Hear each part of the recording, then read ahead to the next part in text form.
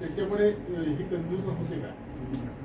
नाही, कन्फ्युजनचा विषय नाही आहे. विषय काय झाला की या इलेक्शनमध्ये एक म्हणजे मी तुम्हाला सांगितलं ना की काही एक दोन विषय घेऊन अपप्रचार झालाय, त्याचा परिणामच आहे. त्याच्यात दुसरं काहीच नाही, दुसरं काहीच नाही. मी तुम्हाला, आम्ही पण एवढे इलेक्शन लढलो आहे, जिंकलो हारलो सगळं आम्हाला माहीत आहे की इलेक्शनमध्ये काय होत आहे. 2-4 दिवस, शेवटचे 5 दिवस मला समजलेलं होतं की हा प्रकरण म्हणजे या ज्या दिशेने चाललं आहे. विचारा तुमच्या सहकार्यांना, मी त्यांच्याशी बोललो होतो. यांना तुम्ही विचारा, तुमचं ज्या शेवटच्या दिवशी मी त्यांना सांगितलं मला काय बरोबर वाटत नाही, तुम्ही लोक लवकर काहीतरी करा. तो मी माझा अंदाज होताच. आणि ते काही असं नव्हता, उमेदवारचा काहीच विषय नव्हता, आमच्या असो की त्यांचा असो.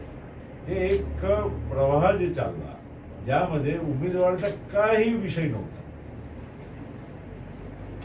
उमेदवार दुसरा असता सर तरी पण कुठलाही विषय उमेदवाराचा नव्हता. मी तुम्हाला गॅरंटीड सांगतो. समोरच्या उमेदवाराचा काय विषय होता? उमेदवारचा विषय नव्हता भाऊ. हा एक प्रवाह चालला. हे प्रवाह म्हणजे त्यामध्ये लोक, जसं काही प्रवाहामध्ये लोक वाहून जातात, तसं हे त्या प्रवाहामध्ये लोक चुकीच्या प्रवाहामध्ये वाहून. बाकी आता जनताला स्वाभाविक आहे की त्यांना स्वतःचा अधिकार कोणी आपला काढून घेणार असेल तर एक शंका निर्माण होते आणि त्याची चिंता पण असते. तो अपप्रचार होता, पण अपप्रचारामध्ये ते लोक यशस्वी झाले. पण अपप्रचार वारंवार, एकच अपप्रचार वारंवार चालणार नाही हे पण मी तुम्हाला सांगतो. माझ्या स्वतःच्या निवडणुकीच्या एवढ्या वर्षाचा जो अनुभव आहे, अभ्यास आहे, म्हणून तुम्हाला 19ची आठवण करून दिली. याच आपल्या भंडारा गोंदिया क्षेत्रात लोकसभा निवडणुकीमध्ये महायुतीतल्या शिवसेना आणि राष्ट्रवादीकडून अपेक्षित म्हणजे हे मिळाले नाही, म्हणजे जिंकण्यासाठी अपेक्षित म्हणजे साथ मिळाली नाही, त्यामुळे जागा जिंकल्या नाही. त्यामुळे भाजप यावेळेस स्वतंत्रपणे विधानसभेत निवडणुका लढवण्याचे सध्या चर्चा सुरू आहे. काय नेमकं त्याबद्दल चाललं? चर्चा असा आहे की तुमच्या एखादा वृत्तपत्रामधून ते चर्चा सुरू होते आणि तिथेच थांबते. काहीच नाही बाबा, आम्ही महायुतीमध्येच एकत्रपणे या निवडणुकीत समोर जाणार आहोत. व्यक्तिगत कोणी एखादा तिथे कॉमेंट केला की तिकडे कॉमेंट केला, त्याचा काही परिणाम होणार नाही. आम्ही भक्कमपणे एकत्र आणि या निवडणुकीत समोर जाणार. काय भंडारा विधानसभा घडी दिसणार पण नाही साहेब, ते महायुतीमध्ये मी आधीच माझ्या इथे निर्णय तुम्हाला देऊन टाकणं हे मला योग्य वाटत नाही. जिल्ह्यामध्ये जर आपण आमचे नाही आहे का आमदार? आता किती आमदार आहे भंडारा जिल्ह्यात? राष्ट्रवादीचे 2 पाहिजे. तुम्ही आमच्या पक्षात जुळले का? तुम्ही आमच्या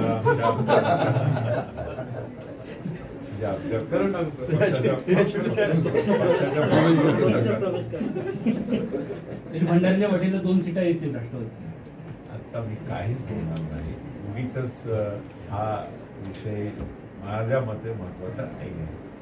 महाराष्ट्रामध्ये राज्य परत आणणं हे महत्वाचं आहे. पण गृह जिल्ह्यामध्ये आपला चिन्ह दिसत नाही, हा एक विषय पडतो ना. नाही, लोकसभेमध्ये पण चिन्ह होत आहे आपला. तुमचं माहिती आहे ना, लोकसभेत मी सहर्ष मान्य केलं तुमच्या आहे. मला खासदार जे एक टाईट आहे माझ्याकडे होताच आहे. पुढची विधानसभा पलीकडे आपण राज्य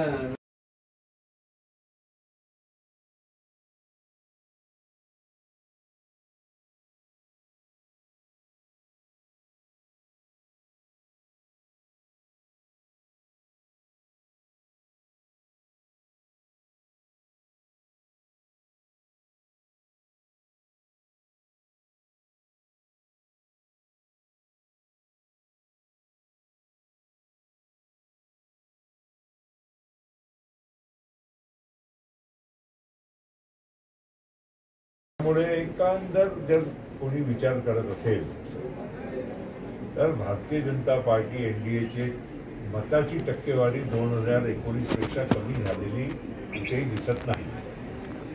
ही वस्तुस्थिती आहे. एक नक्की आहे की अनेक विरोधी पक्ष